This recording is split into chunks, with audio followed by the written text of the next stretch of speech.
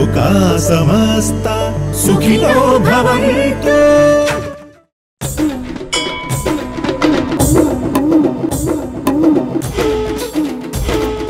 త్రిమూర్తుల అంశతో సరస్వతి, లక్ష్మి, పార్వతి తేజో విభవ సంపత్తితో విరాజిల్లే జగన్మాతకు పలు రూపాలు, పలు రకాల నామాలు.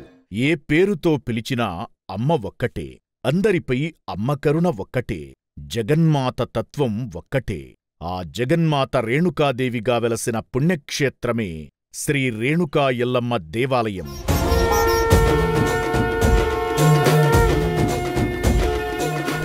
స్వామివారు ఈ అమ్మవారిని తన తపస్సునంతా దారపోసి ఈ యొక్క అమ్మవారిని ప్రతిష్టాపన చేశారు. అదేవిధంగా అప్పుడున్నటువంటి పెద్దలు చెప్తారు, ఇక్కడ పెట్టినటువంటి యొక్క యంత్రము మామూలుగా మనుషుల చేత తయారు చేయబడింది కాదు. ఆ ఐలావజ్జుల వారి వంశంలో వాళ్ళ తరతరాల నుంచి వాళ్ళ ఇంట్లో ఎల్లమ్మ ఉంది రేణుకాదేవి. ఆ యంత్రమును ఎన్ని వేల సంవత్సరాలో ఆ యంత్రమునకు ఎవరికీ తెలియదు. ఆ యంత్రమును తీసుకొని వచ్చి ఆ గురువు గారు ఈ సిద్దిపేటలో ప్రతిష్టాపన చేశారు. జానపదులకు ఆరాధ్య దైవంగా తమ ఆడపడుచుగా భావించి ఆరాధించే శ్రీ రేణుకా ఎల్లమ్మదేవి ఆలయం సిద్దిపేటలో నెలకొని ఉంది. జమదగ్ని భార్యగా, పరశురాముని మాతృమూర్తిగా రేణుకాదేవి ఇక్కడ కొలువై నిరంతరాయంగా పూజలందుకుంటుంది.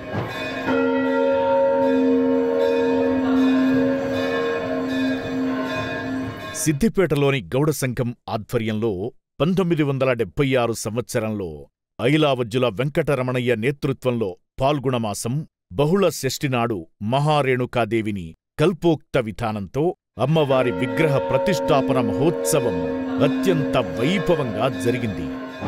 నేను ఇక్కడ అమ్మవారిని ఎల్లమ్మని ప్రతిష్ఠ చేస్తాను, నేను చెప్పిన పద్ధతిలో మీరు ఇక్కడ పూజాధికాలు నిర్వహిస్తానంటే నేను తప్పకుండా ఇక్కడ ప్రతిష్ఠ చేస్తాను అని చెప్పేసి గురుదేవులు వారికి మాట ఇచ్చారు.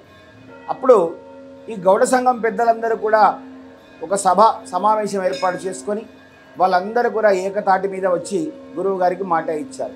ఏమని అడిగారు గురువు గారు అంటే, ఈ దేవాలయంలో మధుమాంసాలకు తావులేదు, జంతు బలులు నిషేధం, జంతు బలులు ఉండకూడదు, కేవలం బ్రాహ్మణ పూజా విధానంతో రేణుకాదేవి కల్పోక్త ప్రకారంగా నేను ఒక పూజా విధానం చెప్తాను, ఆ పూజా విధానంతో ఇక్కడ పూజలు జరిపించాలి, అదేవిధంగా ఈ దేవాలయం యొక్క సాంప్రదాయం కొనసాగాలి అనంటే వారందరూ కూడా ఈ విషయానికి ఒప్పుకొని ఆ యొక్క గురువు గారికి మాట ఇచ్చారు.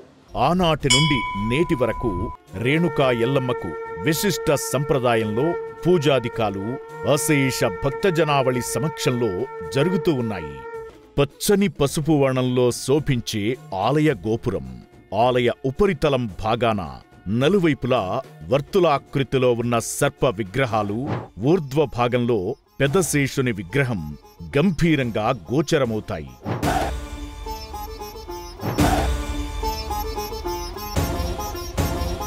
గర్భాలయ ముఖమండపంలోకి చేరుకున్న భక్తులకి అమ్మవారి వాహనమైన సింహ విగ్రహం పసుపు వర్ణంలో పసిడి ఛాయతో మెరిసిపోతూ ఉంటుంది.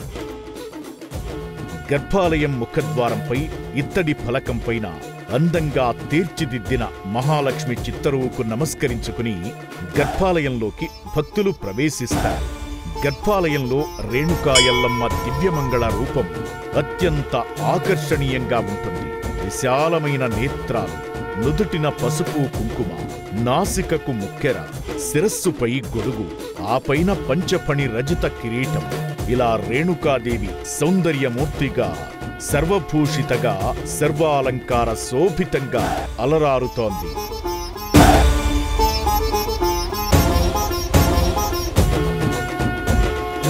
మరి అమ్మవారికి ఈ దేవీ నవరాత్రులు, శరణ్నవరాత్రులు ఇక్కడ చేస్తారు మొదటి నుండి. ఈ శరణ్నవరాత్రులు కూడా రేణుకాదేవి చండీ కల్పోక్త విధానంగా ఈ రెండు విధాలుగా ఈ అమ్మవారికి ఈ 9 రోజులు కూడా ఆశ్వీజ శుద్ధ ప్రతిపద నుండి ఆశ్వీజ శుద్ధ మహర్నవమి వరకు మహా హోమాంతం చేస్తారు. ఈ 9 రోజులు ఈ అమ్మవారికి ఉదయం పొద్దున్నే మొదటి రోజు మహాబలాభిషేకంతో ప్రారంభమై అమ్మవారికి అలంకరణ మహాపూజ జరుగుతుంది. తర్వాత రాత్రికి మహాపూజ, నవావరణార్చన, ఆమ్నాయార్చనాది తదితర ఎన్నో రకములైనటువంటి ఒక పూజలు ఈ అమ్మవారి కూడా జరిపిస్తారు. రేణుకా ఎల్లమ్మ దేవి సమున్నత పీఠంపై మకర తోరణంతో కుడివైపున ఉన్న పై చేతిలో త్రిశూలం, ఎడమవైపు పై చేతిలో డమరుకం, కుడి చేతిలో గాజులు, ఎడమ చేతిలో భాండం కలిగి చతుర్భుజాలతో విరాజిల్లుతూ భక్తులకు నేత్రానందాన్ని, పారవశ్యకతను అందిస్తుంది. అంతేకాకుండా అమ్మవారి పాదాల దగ్గర ఉత్సవ విగ్రహం కనిపిస్తుంది. భక్తులు గర్భాలయంలోకి ప్రవేశించి స్వయంగా పూజాధికాలు నిర్వహించుకోవడం ఈ ఆలయానికి ఉన్న ప్రత్యేకత. తమ ఇష్టదైవం, తమ ఇంటి ఇలవేల్పు అయిన రేణుకామాతకు స్వయంగా భక్తులు సకలోపచారాలు జరుపుకుంటారు.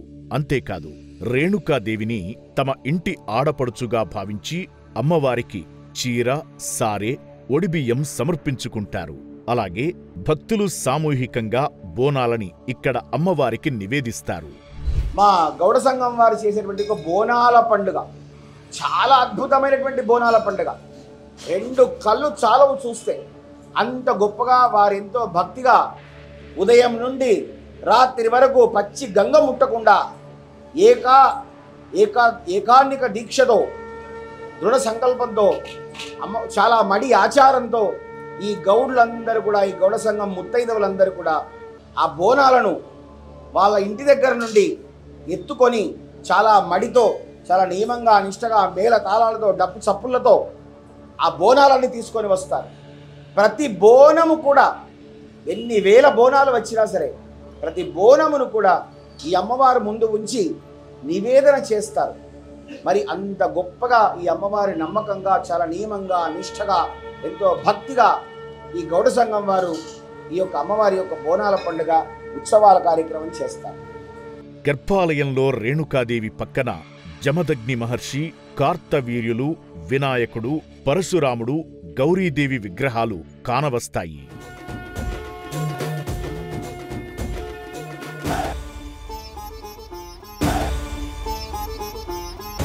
తెలంగాణ ప్రాంతంలో దేవీ ఆరాధనకు ఎంతో ప్రాముఖ్యం ఉంది.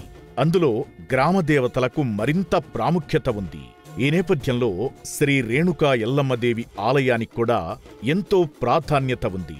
ఆలయంలో నిత్య అర్చనలు, పూజలతో పాటు ప్రత్యేక పర్వదినాల్లో ఉత్సవాలు వైభవోపేతంగా నిర్వహించబడతాయి.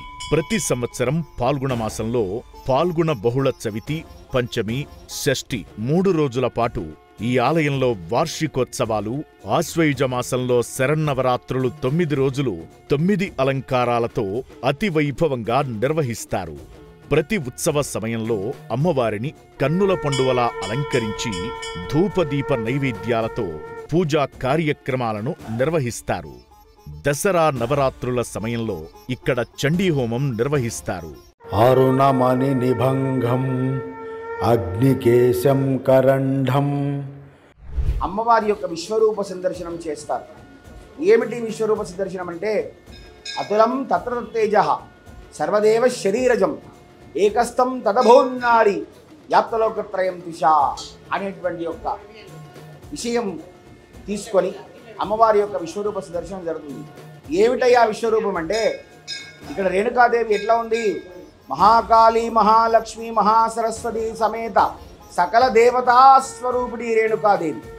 అందరు దేవతలు అందరూ ఒక దగ్గరికి ఎప్పుడైతే వచ్చి ఆ శక్తిలో మిళితమైపోతారో, ఆ పూజ మహత్యం చేత దాన్ని విశ్వరూప సందర్శనం అంటారు.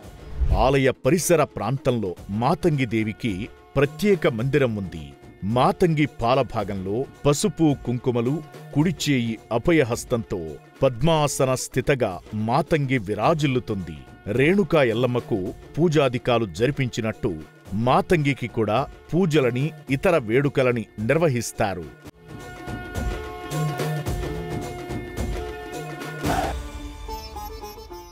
రేణుకా ఎల్లమ్మ అమ్మవారి ఆలయంలో భక్తులు 21 రోజుల అర్ధమండల దీక్ష, 41 రోజుల మండల దీక్షను స్వీకరించడం ఈ ఆలయానికి ఉన్న మరో ప్రత్యేకత. కాలసర్ప దోషమున్నవారు, కుజదోషం ఉన్నవారు 21 రోజులు 41 రోజులు ఉదయం సాయంత్రం తడిబట్టలతో చేత పసుపు కొమ్ములు పట్టుకుని ప్రదక్షిణాలు చేస్తారు. ఇలా ఈ దీక్ష చేస్తే అమ్మవారు తప్పక కరుణిస్తుందని భక్తుల విశ్వాసం.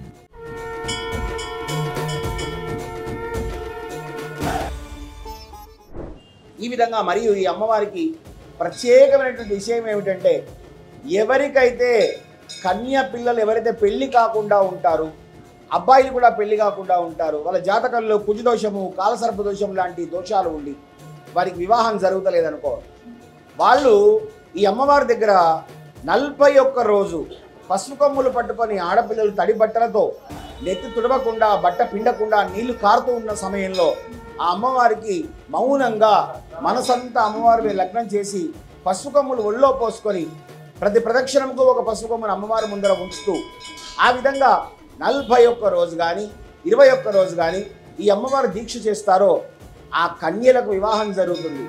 ఆ మగపిల్లలకు చక్కటి కన్య లభించి వివాహం జరుగుతుంది. అంతేకాకుండా రవికల వస్త్రంలో కొబ్బరికాయ పసుపు కుంకుమలను కట్టి ముడుపు కడితే సంతానం లేనివారికి సంతానం కలుగుతుందని, అనతి కాలంలోనే మనోభీష్టాలు నెరవేరుతాయని భక్తుల ప్రగాఢ విశ్వాసం. అంత మహిమగల తల్లి రేణుకా ఎల్లమ్మ.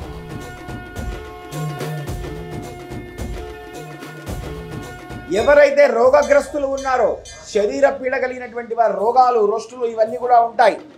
ఒక్కొక్కసారి వైద్యశాలకు వెళ్ళినా కూడా వాడి రోగం ఏంటో అంతుపట్టకుండా అనుభవిస్తూ ఉంటాడు పూర్వజన్మ కర్మ వల్ల.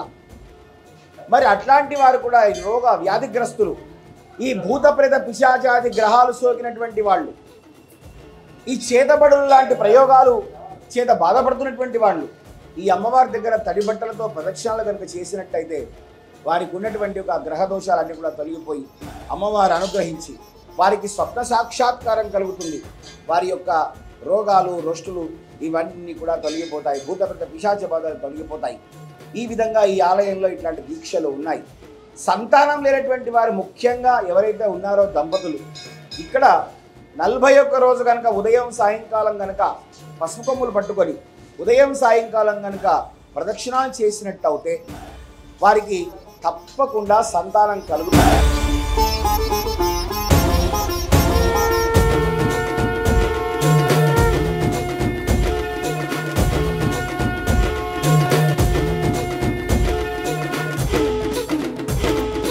సర్వే సర్వత్ర ఆశ్రిత కల్పవల్లిగా నమ్మి కొలిచిన వారికి వరాల తల్లిగా విరాజిల్లుతోంది రేణుకా ఎల్లమ్మదేవి.